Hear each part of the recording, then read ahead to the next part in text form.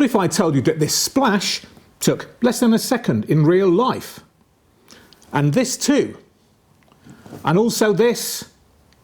And this. They were all shot on a camera that records up to 1,000 frames per second in 4K. Not a £100,000 Phantom, not a specialist rental-only system. This is the new Pixboom Spark, and it might just be the most exciting camera I've used in years. I'm Adam Duckworth from Moviemaker magazine, and we're here to talk about the 4K 1,000 frames per second cinema camera that changes everything. We've all become obsessed with megapixels, dynamic range, autofocus performance and bit rates. And don't get me wrong, all those things matter. But if you already own a modern camera, most new releases aren't going to fundamentally change the films you make. But this does, because the Spark gives filmmakers access to a world of ultra-high-speed cinematography that's traditionally been locked behind astronomical prices. For years, camera frame rates have barely moved forward. Most hybrid cameras can now offer 4K at 100 or 120 frames a second.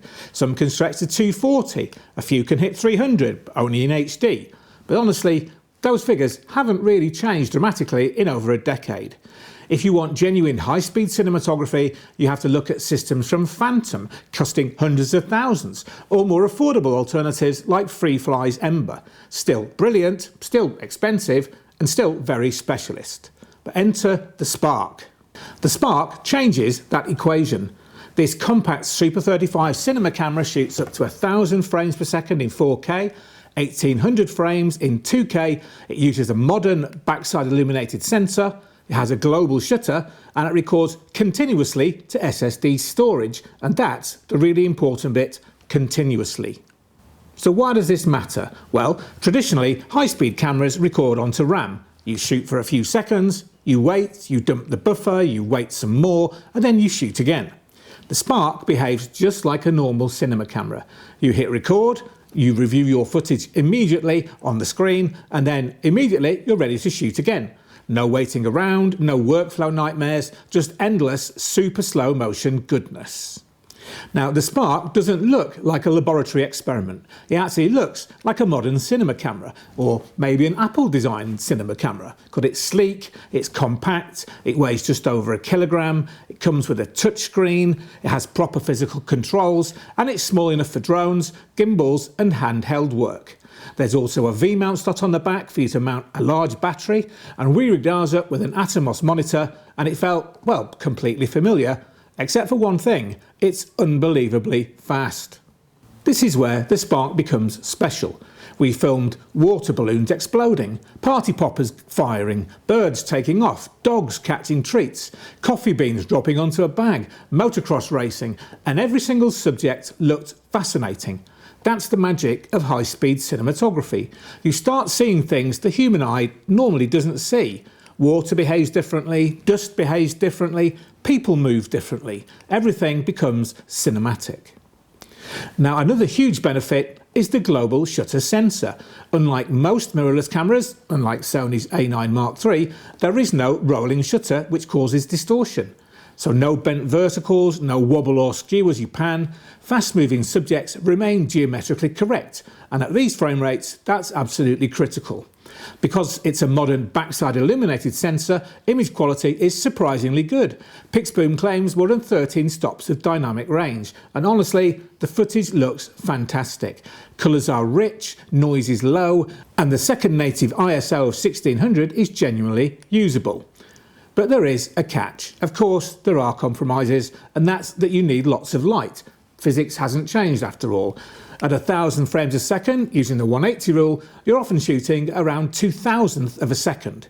And at 2,000 frames a second, you're up at 4,000th of a second. That means every photon of light counts. Outside in bright sunshine? No problem. Indoors, you'll need serious lighting, but not as serious as with other speedster cameras that don't have a BSI dual gain sensor. And there's also no autofocus.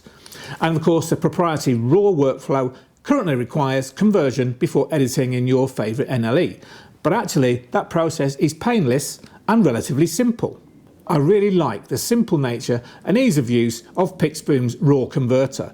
Instead of having to export each file, you can mark in and out points so that you only export the bits that you want, and it's over in seconds. It's really good. And there's a whole host of codecs you can export in, so it works great with any of the other codecs you're using on your projects. These feel like acceptable compromises given what the camera delivers. So we did some real world testing. We shot for long periods of one of Britain's hottest days. Temperatures reached around 31 degrees Celsius. The camera stayed running continuously for roughly 40 minutes. No overheating, no drama, no crashes that needed reboots. And remember, the camera we used is still a prototype running beta firmware. So what's our final new verdict? Well, most new cameras feel like an incremental increase. Little more resolution, little better autofocus, a little more dynamic range. The Spark feels different. It generally opens creative possibilities that simply weren't available to most filmmakers before. When you watch liquid suspended in mid-air, glass shattering into thousands of fragments, or human movement stretched into dreamlike abstraction, filmmaking just feels magical again. And that's why the Pixboom Spark is one of the most exciting cameras I've tested in years. If you can justify the price, and of course it's gone up a lot since the Kickstarter program was announced over a year ago, it's a camera that doesn't just improve your work, it changes how you think about shooting altogether. It's not an everyday camera, although of course you can speed it up and do some fabulous speed ramping, but it's a camera that use it every now and again for those important shots, and it's something extra that you can bring to your work. Thoroughly recommended.